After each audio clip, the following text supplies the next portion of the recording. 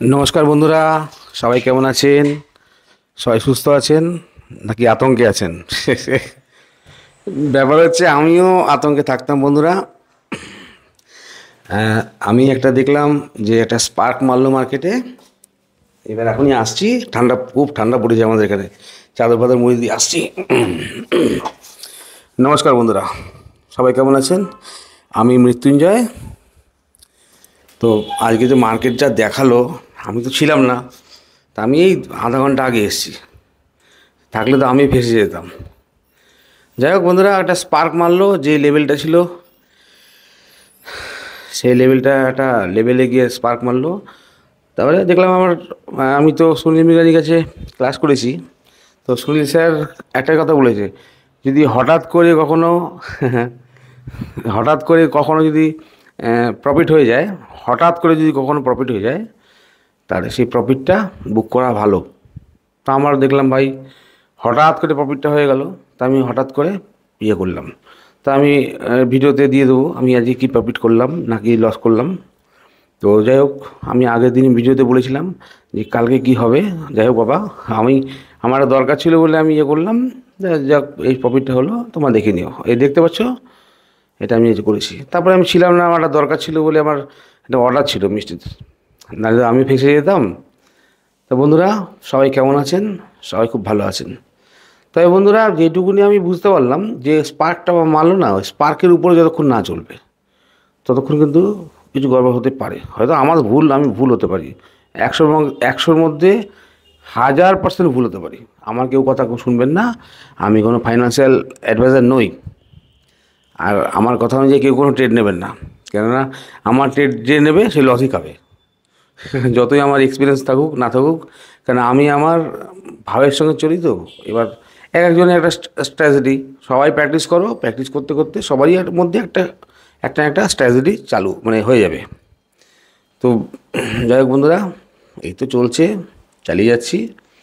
আর ভয় পেতেই হবে, শেয়ার মার্কেটে খেলা এটাই। তোমাদেরকে আমি আগেই বলেছি, ভয় লাভ লস নিয়েই এই সংসার করতে হবে। যদি সংসার করতে পারো তা ভালো। তবে আমি ভীষণভাবে বুলিশ হব 24,000 উপরে চললে। 24,000 উপর মানে যদি স্পার্কটা মারলো তার উপরে যদি চলে, তাহলে ভাববো মার্কেটের মধ্যে একটা বুলিশনেস আসবে। আর এখন এটা সাপোর্ট 23,500 একটা সাপোর্ট রেসিস্ট্যান্স ছিল, সেই সাপোর্টে রয়েছে মার্কেট, ঠিক আছে না? তো এখানে রয়েছে, দেখি এবার কি করে না করে। এটা একটা রেসিস্ট্যান্স ছিল, সেই রেসিস্ট্যান্সে আসলো। এখন কি করে না করে সেটা পরের কথা, কিন্তু একটা সাপোর্টে এসছে। এবার সাপোর্টে এসছে মানে কি, সাপোর্টে আসা মানে এটা নয় যে মার্কেট এখান থেকে ইয়ে করবে। যাই হোক, ঠিকই আছে, সবই ঠিক আছে, অসুবিধা নেই। আমি কোনো দিক দিয়ে, তাও আমি একবার ভালো করে দেখিনি। হ্যাঁ, খেলা তো ভালো হচ্ছে, কিন্তু এখান থেকে যদি একটা র্যালি হয়, বড় একটা র্যালির সম্ভাবনা আমরা দেখতে পাচ্ছি আগামী দিনে।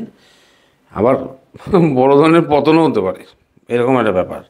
তা আমি তো বলতে পারছি না কী হবে। আমি ভাবের সঙ্গে চলি, ভাও যা বলবে তাই করি।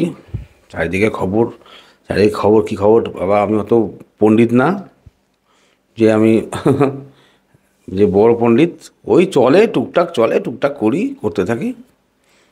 নাহলে কি যদি বেশি বুঝতাম, তাহলে পড়াশোনা যদি করতাম, তাহলে পরে অনেক বেশি আরও বুঝতাম। যেহেতু বন্ধুরা, আমি বেশি দূর পড়াশোনা করিনি শেয়ার মার্কেটে মানে এমনি পড়াশোনাও করিনি। আমি খুব গরিব, আমার কাছে নলেজ আছে, কিন্তু মানে পুঁথিগত বিদ্যা আমার কাছে নেই। আমার কাছে আছে এক্সপিরিয়েন্স, লস খেয়ে খেয়ে এক্সপিরিয়েন্স আছে। আমি লস খেয়ে খেয়ে এক্সপিরিয়েন্সটা করেছি, সেটাই আর কি তোমাদেরকে বলি। এটাই হলো। আমি আনাড়িভাবে ট্রেড করি, ঠিক আছে না? তোমাদের কাছে মনে হতে পারে, কিন্তু আমার সাকসেস রেশিও লসই আর কি। আগে তো সব লস খেয়েছি, এখন তো ওই টুকটাক কিছু হচ্ছে, মাঝে সাঝে চলে যায়। বেশি লোভ করলেই গড়বড় ট্রেডিংয়ের ক্ষেত্রে। অনলি আমি যেটা বলছি ট্রেডিং। এবার ইনভেস্টিংয়ের ক্ষেত্রে তোমাদেরকে আমি আগেই বলেছি, ইনভেস্টিংয়ের ক্ষেত্রে যদি মার্কেট অনেক ডিপ হয় আর নেবো, অল্প নেবো। ইনভেস্টিং করি না কেন? হ্যাঁ, ইনভেস্টিং আমি করি তো, মিউচুয়াল ফান্ডে করি। যখনই বড় বড় পতন হয় আমি এসআইপি করি না, আমি লামসাম মারি। ওই লামসাম মানে কি 500 টাকাও একটা লামসাম, 1000 টাকারও লামসাম। অনেক মিউচুয়াল ফান্ড আছে 500 টাকা 1000 টাকাও লামসাম হিসাবে নেয়, নেয়। তো এবার যখন মানে গভীরভাবে নিচে আসে মার্কেট, সেখানে গিয়ে আমি টাকা লাগাই, আর নয় বাদ বাকির সময় আমি গিল্ড ফান্ডে টাকা লাগাই। গিল্ড ফান্ড, GILD, গিল্ড ফান্ডে টাকা থাকে। যখন দেখি মার্কেট অনেকটাই এসছে, আর নিফটি পিটা আমি ফলো করি, 18-20টা খুব ভালো লেভেল আমি ফলো করি, যেটা সত্যি কথা সেটা বলছি। তাই এবার একটা কথাই তো বলেছি আমি, ওঠার আগে যদি মার্কেট উঠতে চায় ওকে একটা ফল হতে হবে। আমি এটা ভিডিওতে তোমাদেরকে বলেছি আগেও, ওঠার আগে বন্ধুরা ফল একটা হতে হবে। ফল না হলে কিন্তু বন্ধুরা, এক মিনিট, ফল না হলে মার্কেটে কিন্তু বন্ধুরা ইয়ে হবে না, ঠিক আছে। এর ফলটা কি এইখানেই কি শেষ হলো, না আরও উপরে গিয়ে আবার নিচে আসবে, এটা সময় কথা বলবে। এবার আগে ভিডিওতে কথা বলতে গেলে একটু ইতস্তত বোধ করতাম, আস্তে আস্তে তোমাদের সঙ্গে কথা বলতে বলতে কনফিডেন্স বাড়ছে। এই জন্য দেখো কোনো কাটিং হবে না ভিডিওতে, একদম সরাসরি বলছি। দেখ ভালো লাগছে, আমি সিম্পল মানুষ, আর সহজভাবেই আমি দেখি, আর সহজভাবেই সাউন্ডটা আসছে তো ভালো করে, hello hello hello hello hello check hello, জানি না। তার ভিডিও বানাবার পর শুনবো, তারপর এডিট করব। এডিট মানে কি ডাইরেক্ট ছাড়বো আর কি, মানে সাউন্ডটা হয়েছে কিনা সেটা দেখতে হবে, কাটিং করবো না, বললাম তো। যাই হোক, করতে থাকো। ইউটিউবে তো অনেক নিয়মকানুন আছে, সাউন্ড এদিক দেওয়া যাবে না, ওদিক দেওয়া যাবে না, হ্যান দেওয়া যাবে না, ত্যান যাবে না, মানে মনিটাইজেশন অন করতে গেলে অনেক ঝামেলা আছে। এত শুনছি, দেখ একটা করে ঘটনা শুনছি, তার একটু কেসে পেশে নিই। হ্যাঁ, ঠান্ডা পড়েছে তো এখানে, ভীষণ ঠান্ডা। দোকান ফোকান এই দরজা বন্ধ করে যাতে সাউন্ডটা না আসে। সাউন্ডটা বাইরের সাউন্ড আসলে পরে গান ফান বাজলে সেই সব ব্যাপার আছে। তারপরে আবার বেশি কিছু দেওয়া যাবে না, এটার ব্যাপার আছে, কাটিং করতে হবে। আবার ওভার কিছু অনেক সমস্যা, শেয়ার মার্কেটের মধ্যে সমস্যা, সব কিছুই সমস্যা। এবার একটা কথা আজ বলবো, অমিতাভ বচ্চন সাকসেস কবে হয়েছিল আগে বলো? বুড়ো বয়সে, মানে শেষ বয়সে। তো প্রত্যেকেই জীবনে শেষ বয়সটাতেই, মানে শেষ বয়স মানে কি, এক্সপিরিয়েন্স করতে করতে করতে যখন তোমার এক্সপিরিয়েন্স আসবে তখন সে বুড়ো হয়ে যাবে। এবার যখন নাম হয়ে যাবে তখন কোনো কামের থাকবে না।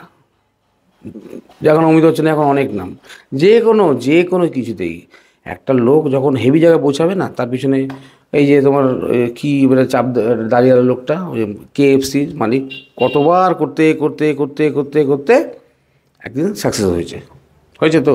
সে হয়েছে কি বুড়ো বয়সেই হয়েছে, মানে তারপরে মরে যাওয়ার সময় হয় আর কি। তো ব্যাপারটা তাই, শেয়ার মার্কেটটাও তাই, জীবনের মতনই তাই। করতে থাকো, একদিন সফলতা আসবে, ঠিক আছে না? সে ভুল করো, সঠিক করো, অল্প স্বল্প করো, আর লস খেতে হবে বন্ধুরা। লস না খেলে শেয়ার মার্কেট থেকে মানে কেউ তোমাকে শেখাবে না, কোনো গুরু কিন্তু এভাবে শেখায়নি। আমি তো বললাম না, সুনীল মেঘলাইন শিখিয়েছে, না রাকেশ জুলা শিখিয়েছে, কেউ সঠিক জিনিসটা কেউ বলবে না, ওরা ওদের কাছেই রাখে। এটা তোমাকে বুঝতে হবে, তোমাকে বুঝতে হবে। আমি ওদের থেকে নিয়ে নিজের কিছুটা নিয়ে মিক্স করে তারপরে একটা ককটেল করে জিনিসটা করেছি। আর ইনভেস্টমেন্ট মানে যে মিউচুয়াল ফান্ড কোনো ঝামেলা, এত কিছু দেখার কোনো দরকারই নেই। মিউচুয়াল ফান্ড ইনভেস্টমেন্টে কোনো কিছু দেখার দরকার নেই। 100খানা শেয়ারের গুচ্ছ থাকে, 100খানা শেয়ারের মধ্যে সবাই তো খারাপ হয় না। যে খারাপ হয়, 1-2জন পাটকারি খারাপ হলো, ও ফেলে দিল, বের করে দিল। কিন্তু কোনো একটা পার্টিকুলার স্টকের মধ্যে তুমি যদি মনে করো, ভাবো আজকে তুমি টাটা মোটর 60 টাকায় ধরেছো, কথা বলছি, 60 টাকা 70 টাকা লেভেলে ধরেছো। ধরো একটা জীবনে মানুষ তো ইনভেস্ট করতো, তুমি 1 টাকা লাগিয়ে তো কি বড় মালিক হতে পারবা না। তাই এবার মিউচুয়াল ফান্ডে থাকলে কী হয়, মিউচুয়াল ফান্ড হচ্ছে 100খানা পাটকাটি, ধরো 100খানা স্টক, 100খানা পাটকাটি, ওকে ভাঙা সহজ না। মানে 1-2 শেয়ার খারাপ রেজাল্ট করবে, যে বাদবাকি শেয়ার 98 শেয়ার বা 50% শেয়ার যদি খারাপ করে, 50% শেয়ার ভালো করে, তাহলে তো তোমার মিউচুয়াল ফান্ডে অসুবিধা নেই, মানে 50-50 থাকবে, লসের সম্ভাবনা কম। কিন্তু পার্টিকুলার স্টক মার্কেটে যদি সঠিকভাবে নির্বাচন না করতে পারো, যে 100খানা শেয়ার, এই তোমার 1খানা শেয়ার ধরে বসে থাকলা, কোনোদিন পারবে না। মানে 10% যেদিনকে ফল হবে তুমি ভয় পালিয়ে যাবে। দেখা গেলো ওর কাছে আশা করা যায় যে ওর আরও বেশি বাড়ার সম্ভাবনা আছে। এরকমভাবেই চলে বন্ধুরা, করতে থাকো। যাই বন্ধুরা, আজকে কি করলাম, ঠিক আছে, থাকলে আমি ফাঁসতাম। তা নমস্কার বন্ধুরা, সবাই খুব ভালো থাকবেন, সুস্থ থাকবেন আর মজাও নেবেন। টাটা, সবাই হ্যাপি। Tata tata.